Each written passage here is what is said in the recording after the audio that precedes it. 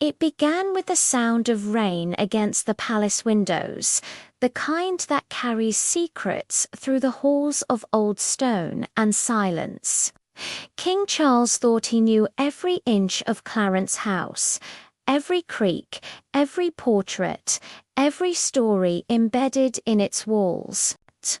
But that autumn afternoon, when he opened a door his wife had always kept locked, he uncovered something that would shatter not only his marriage, but the fragile trust holding the royal family together. Inside that hidden room waited documents, recordings, and a truth so dark it threatened the very heart of the monarchy. This wasn't just betrayal. It was something far more dangerous. Before we reveal what Charles discovered and why it left him unable to forgive, make sure you've liked this video, subscribed for more royal revelations, and hit the bell icon so you never miss a moment of truth behind palace doors. Now, let's step inside Clarence House and into the secret room that changed everything. The rain came down softly over Clarence House, drumming a steady rhythm against the tall windows, a sound that usually soothed Charles. But that day it felt different. It sounded like a warning. He wandered the corridors with slow, thoughtful steps, his hands clasped behind his back, his mind turning over questions he could no longer silence. After 40 years of marriage, he believed there were no more secrets left between him and Camilla. They had weathered storms together, public scorn, scandal, and pain. Yet lately there had been a shift. A quiet tension he couldn't name. Her laughter had grown shorter, her phone calls quieter. Sometimes he would walk into a room and she'd end a conversation mid-sentence, offering him that polished smile that hid everything and revealed nothing. Charles had convinced himself it was nothing, just the usual burdens of royal life.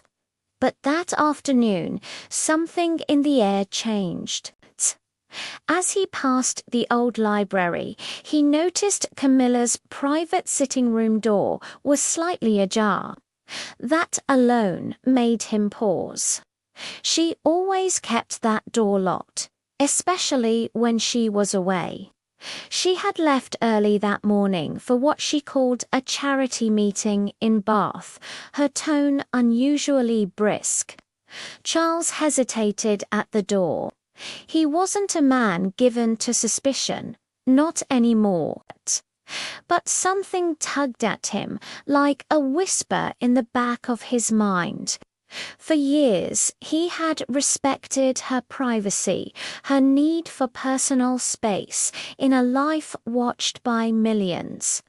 But this time, the silence behind that door felt heavy. He reached out and touched the brass handle. The cool metal sent a chill through his fingers. Slowly, carefully, he pushed the door open. The room was elegant, as always. Camilla's favorite chair by the fireplace, photographs of family moments, the faint scent of her perfume, that soft floral trace that had once meant comfort. Everything appeared normal, and yet something felt off. He turned toward the far wall and froze. The wallpaper didn't quite match. It was subtle, just a shade off, the pattern misaligned by an inch. Years of living in historic buildings had taught Charles to notice small details like that. He moved closer. His fingers brushed against the edge of the molding, and he felt it, a shallow groove, a hidden seam. A click echoed softly when he pressed it, and before he could second-guess himself, a section of the wall swung inward. Charles took a step back, his heart pounding. Beyond the opening was a narrow passage leading to darkness. The air that drifted out smelled faintly of old paper, dried flowers, and secrecy. For a moment, he considered turning away. He could close the wall, forget this ever happened. But something deeper, that gnawing intuition of betrayal, pulled him forward. He took out his phone, flicked on the flashlight, and stepped through. The hidden room was small but perfectly arranged. Filing cabinets lined the walls. A polished desk sat in the center, covered with neatly stacked papers. Everything was organized, deliberate, intentional. Charles moved closer, his breath shallow. The first thing he noticed were the photographs, dozens of them. Some were old, others recent. But what chilled him was the subject matter, Camilla with people he didn't recognize, in places she had never mentioned. Behind each smile, something felt staged. He turned to a cabinet labeled in Camilla's handwriting. There were names, dates, locations, and one file that made his blood run cold. It bore his name. He hesitated before pulling it open. Inside were printed pages, recordings, transcripts of phone calls, private conversations between him and people he trusted. There were notes in Camilla's handwriting describing his habits, his moods, even his emotional weaknesses. Charles sank into the chair, the weight of years pressing down on him. It wasn't just documentation, it was surveillance, an archive of his life built in secret by the woman he loved. He turned another page and saw more. Payments, bank statements, communications with journalists, lawyers, even private investigators. Every detail of his existence mapped, analyzed, and cataloged. A realization crept over him like a shadow. This wasn't love turned sour. This was strategy. The man who had once believed in loyalty and forgiveness now sat surrounded by evidence that his entire marriage might have been built on manipulation. His pulse raced as he scanned the final page of the folder, an entry that simply read, "Inspection Day. Ensure room secure." He froze. That was today. Charles heard the faint sound of tires on gravel outside. The crunching rhythm grew louder. Through the narrow window of the hidden room, headlights flashed across the wall. Camilla was home early. The breath caught in his throat. The clock on the desk ticked steadily as he gathered the papers, his hands trembling. He knew, in that instant, that life as he knew it, the trust, the warmth, the quiet companionship, was over, as her voice called out from the hallway, soft, familiar, and filled with practiced warmth. Charles slipped back into the corridor, closing the secret wall behind him. He had uncovered the truth, and now he would never be able to unsee it. Charles sat in the library, pretending to read. The book in his hands was open, but the words blurred before his eyes. Across the room, the clock ticked steadily, too loud, too slow. He could still feel the cold air from that hidden chamber clinging to his clothes. The smell of paper and deceit burned into his memory. From the moment Camilla walked through the door that evening, her voice echoed with that easy charm he'd fallen in love with decades ago. "Darling, there you are," she said, her tone perfectly casual. She kissed his cheek, her perfume curling through the air like smoke, sweet and suffocating. "I finished earlier than planned. Thought I'd surprise you." Her words might have fooled anyone else. But now Charles listened differently. Every phrase, every glance carried a question beneath it. Was she testing him? Did she already know he'd found her secret? He forced a faint smile. "A pleasant surprise indeed," he replied, closing the book as if he had been reading. "The meeting in Bath went well, I trust." "Oh, wonderfully," she said smoothly. "Progress on the charity front is always gratifying." She sat opposite him, crossing her legs, her expression serene, but Charles noticed her eyes dart briefly toward the corridor, the one that led to her sitting room, the one hiding everything. It was then he realized she was checking, making sure nothing had been disturbed. That night, as they ate dinner together, the air between them was thick with unspoken truths. Camilla spoke about future events and upcoming engagements, but Charles barely heard her. He was watching performance, every gesture rehearsed, every word measured. He couldn't help but wonder, how long had she been acting? Later, as she excused herself to make phone calls, Charles slipped his phone from his pocket. He opened the photos he had secretly taken of her files, the evidence that now burned like a brand in his conscience. His name, his son's, the quiet, horrifying order of a deception. When he closed his eyes at night, Sleep wouldn't come. The women beside him breathed softly, but he could no longer recognize the rhythm. Was she truly asleep, or simply pretending, as she had for years? By dawn, his decision was made.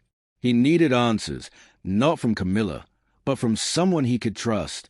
The next afternoon, he met James Morrison, his longtime aide, in a discreet corner of a London club. The man had been with him for decades, loyal through scandal and sorrow alike. "Your Majesty," James said quietly, reading the strain in Charles's face. "You look troubled." Charles took a slow breath, then slid his phone across the table. "I need you to look at these," he said. As James scrolled through the images, his expression changed from curiosity to alarm. "Say, this is serious. How long do you think this has been happening?" "Years," Charles whispered. "Maybe longer. I don't even know where to begin." Jamesy's voice dropped. "There are legal implications here.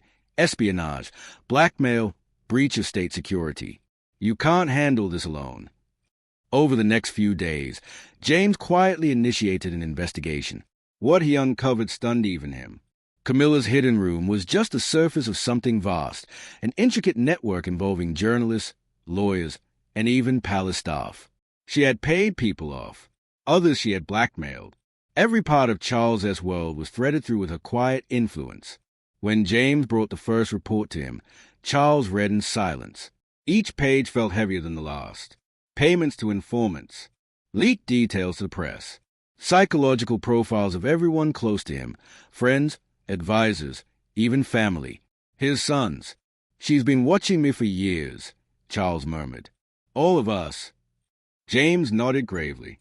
"It's not just surveillance, sir. It's control. Every leak, every story that shaped public perception of your family, she's orchestrated them." The words cut deeper than any scandal he had ever endured. Charles had always thought he understood betrayal. But this was something colder, strategic, almost military. One section of the report made him tremble. Camilla's communications with foreign intermediaries. "You're saying she's been sharing information." "Potentially classified details," James said quietly. "Meetings, diplomatic matters, royal security procedures. There are payments from overseas accounts that suggest she's not just working alone." The blood drained from Charles's face. For decades, he had believed he was protecting the monarchy from external threats. Never once did he imagine that the threat might be sleeping beside him. "Good God," he whispered, "my wife could be selling information about her own family." James hesitated. "Sir, there's more. Some of this predates your marriage." Charles looked up sharply. "What do you mean?"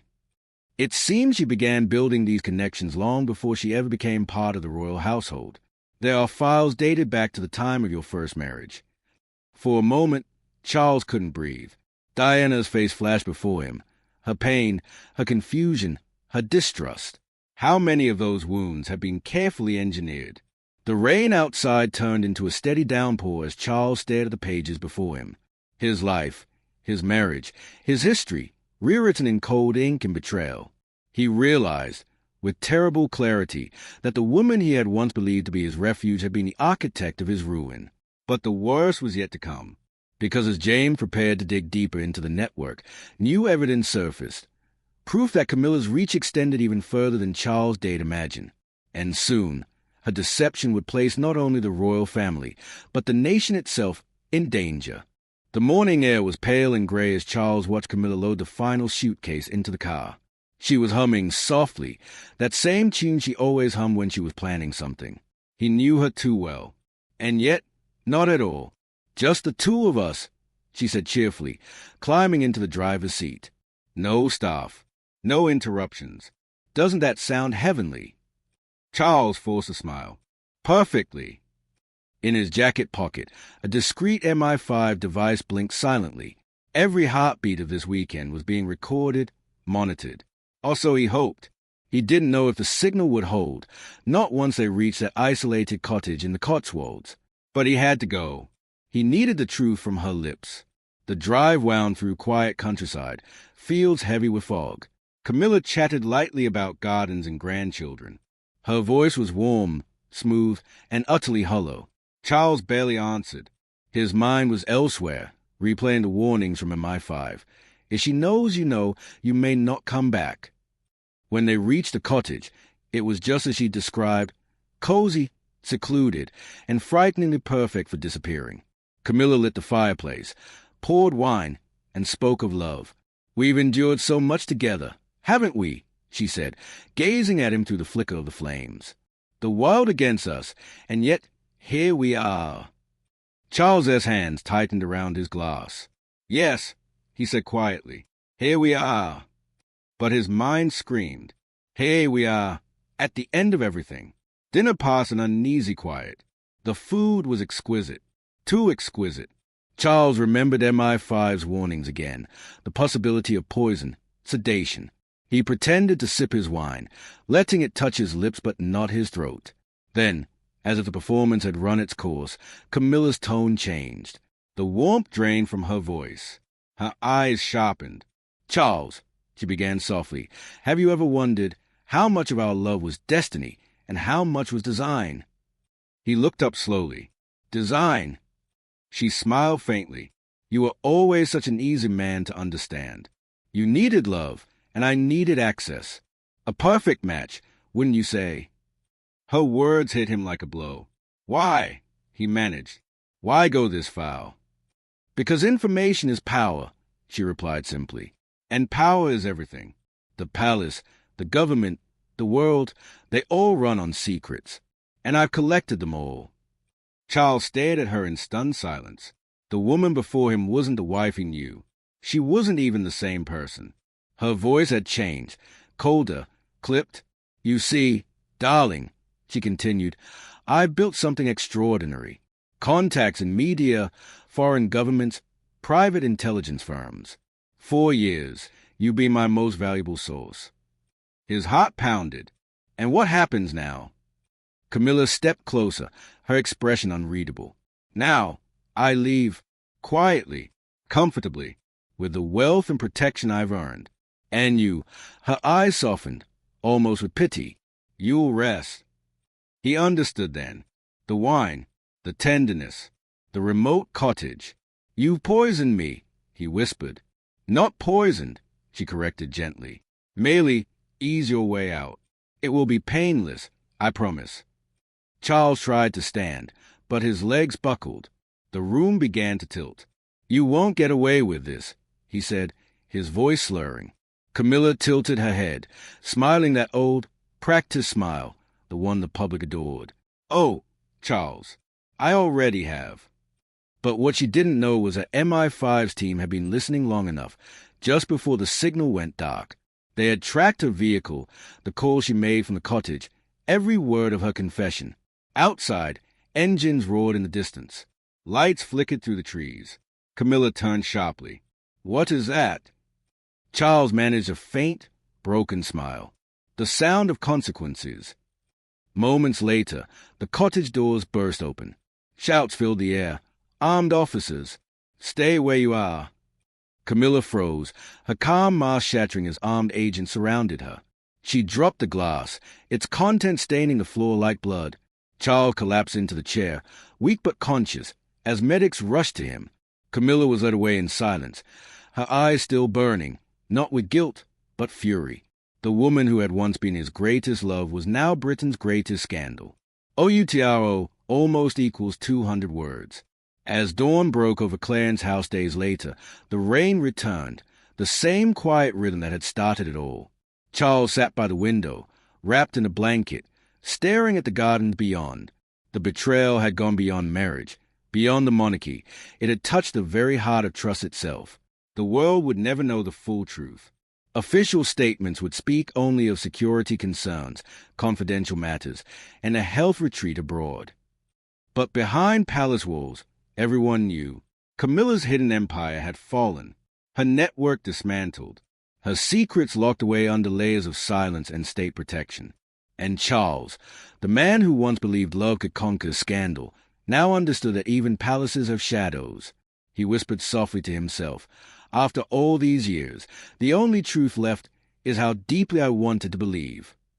Then, as the rain fell harder, He turned from a window and walked away, a king forever changed by the woman who had loved him and betrayed him.